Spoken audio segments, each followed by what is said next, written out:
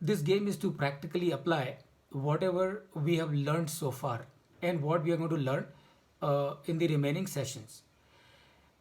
This game is to further strengthen your understanding of income statement, balance sheet, and cash flow, and also the other aspects of working capital management, costing, and capital expenditure. In this game, please remember, at the end when you play this game, and once you log in, all of you together, you log in, you play together. So once you log in, you will play this game.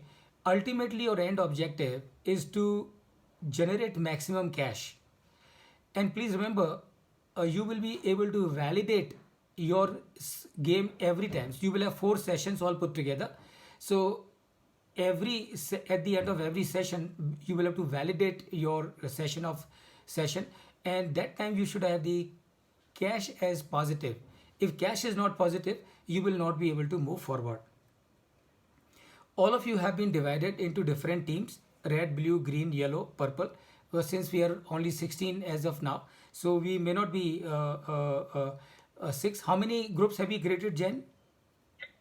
We have four groups and four each in each group Very good, four in for each a group. total So, of yeah. so we are 16, so four in each group. So all of you will have your marking: red, blue, green, and yellow.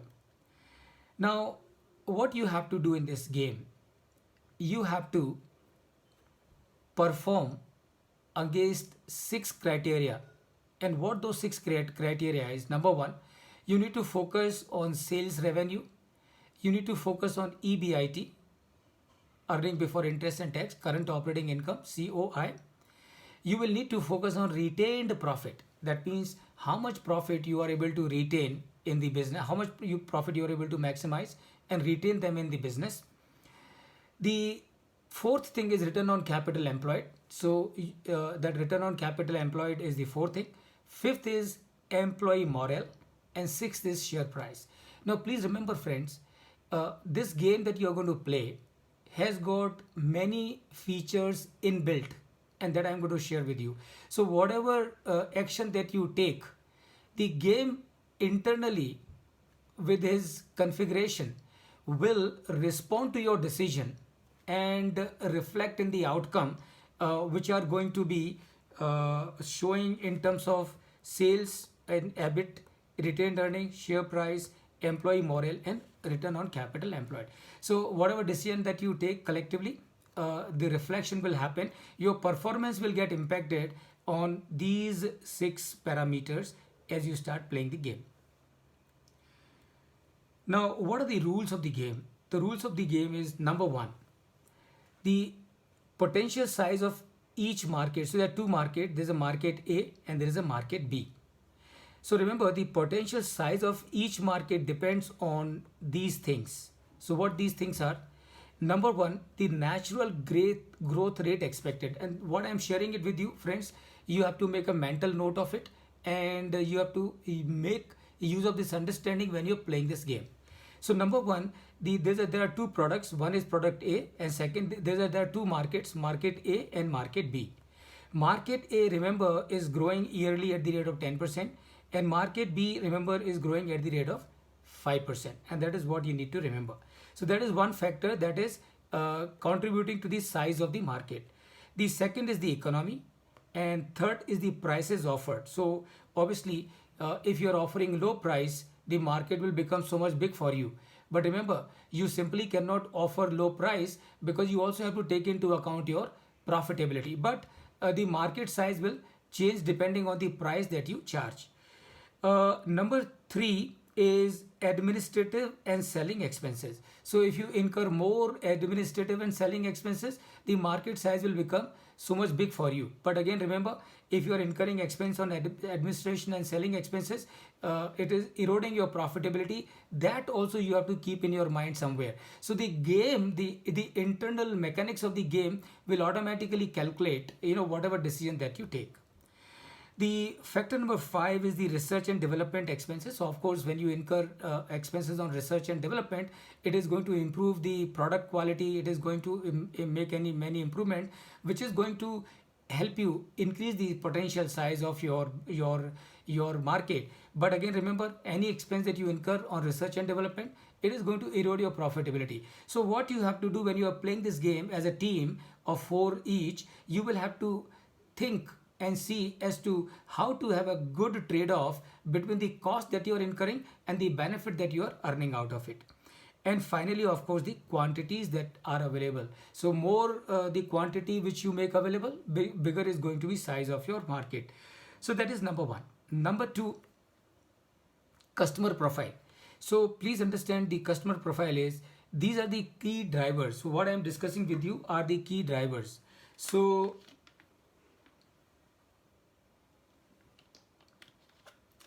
what will drive the markets? So you have this is your market A and this is your market B.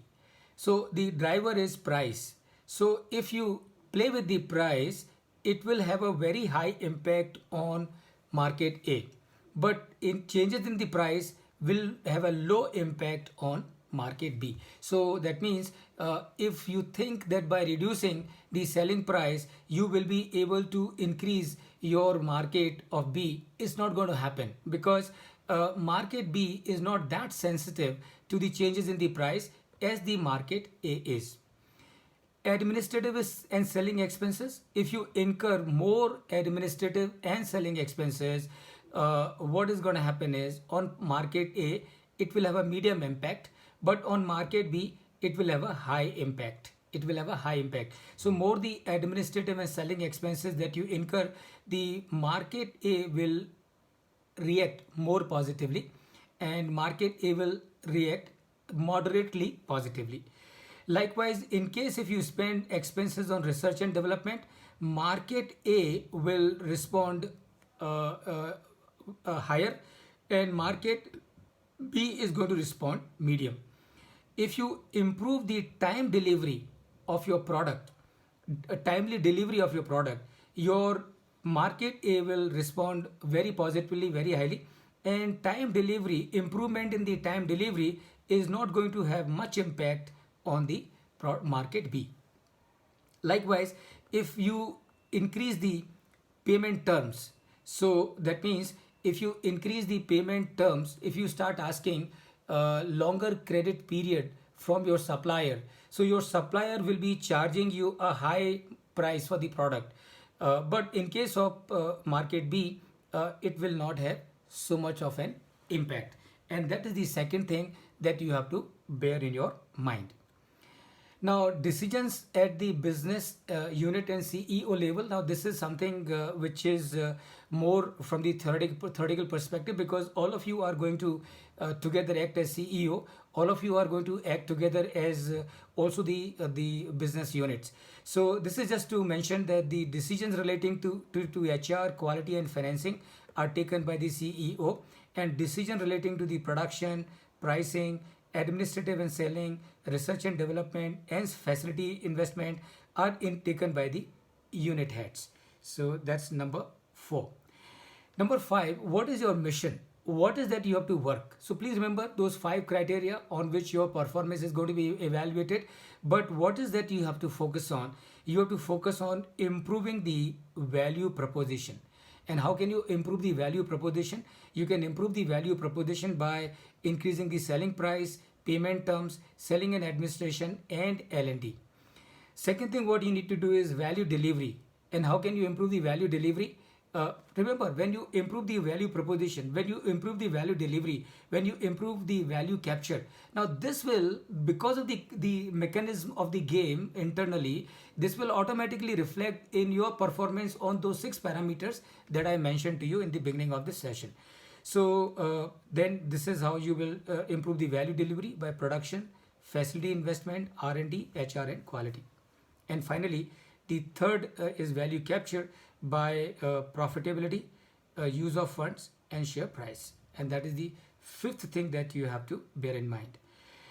Some basic data which is available to you. So this is the facility value. That means this is the amount of investment in case of product A, market A and market B, or in case of the facilities for market A and facilities for market B.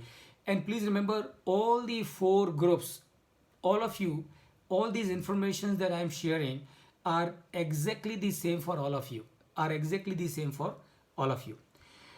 And this is the investment rate. And how do you determine the investment rate? Investment rate is this amount divided by the initial capacity. So this is, the initial capacity is determined by facility value divided by the investment rate, and that gives you your initial capacity.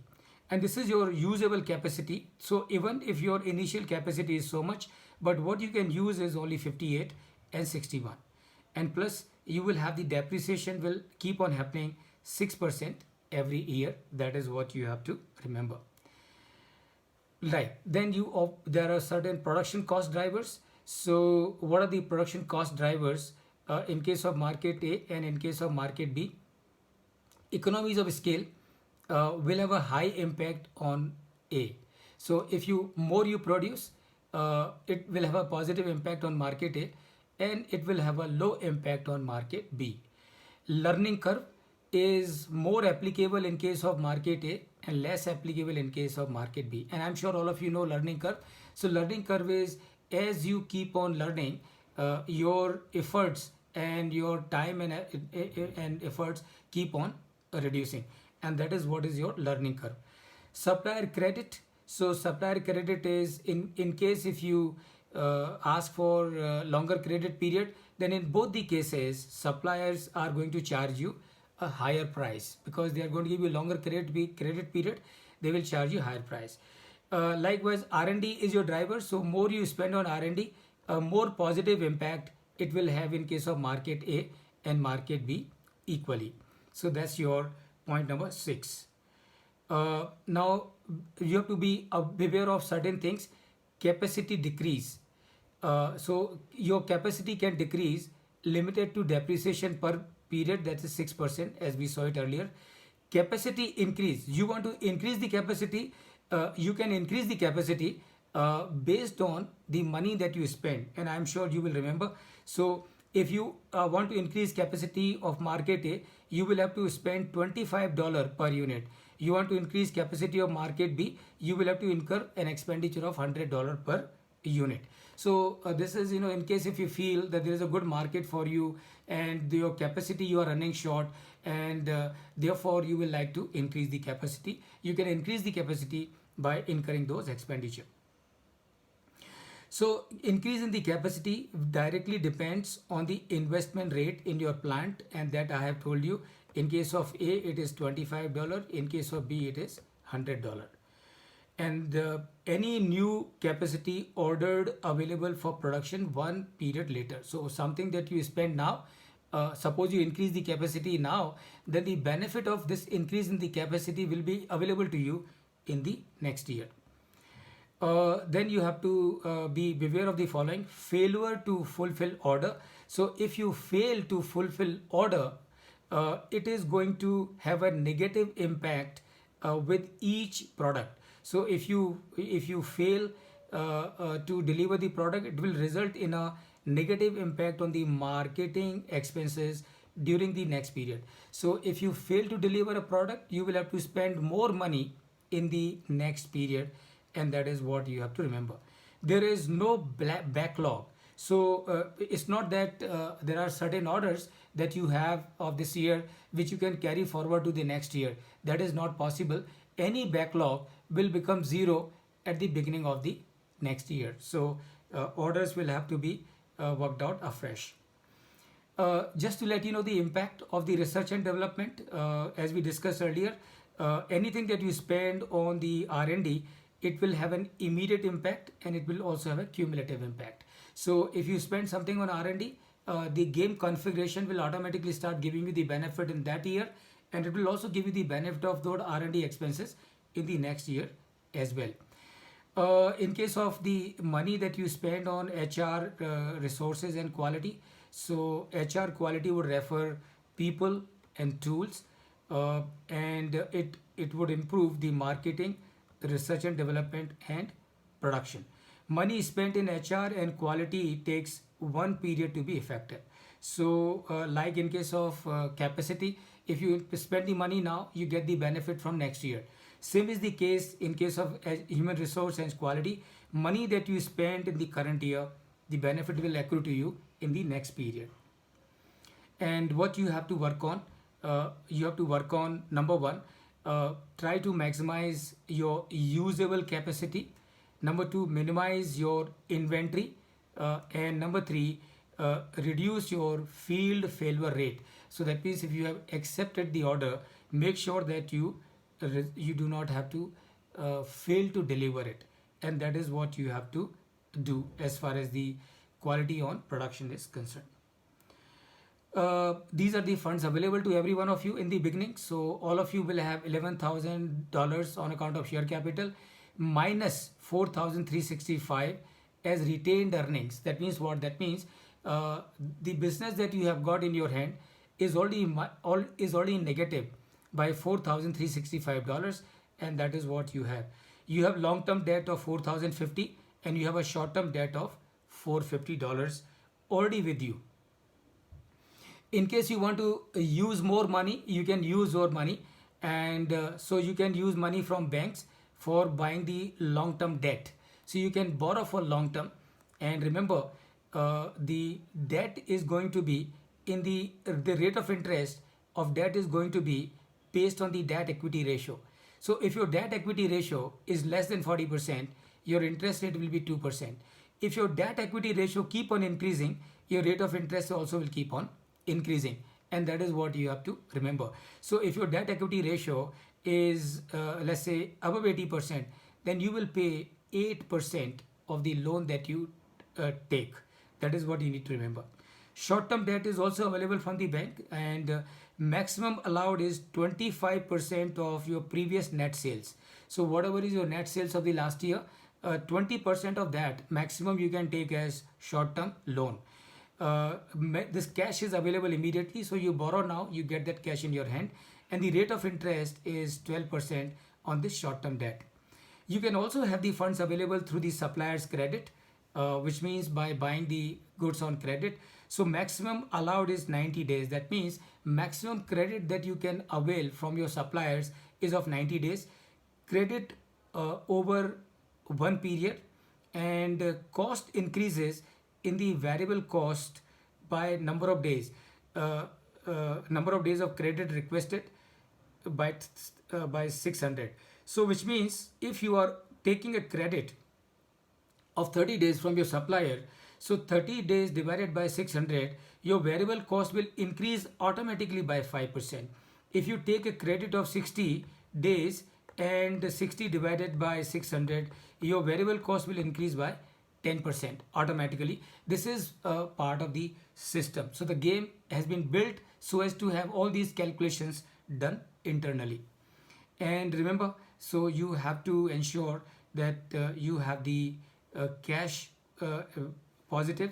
If the cash is not positive, then the validation will not happen, and that is what you have to remember. So friends, this is all that I had to share with you.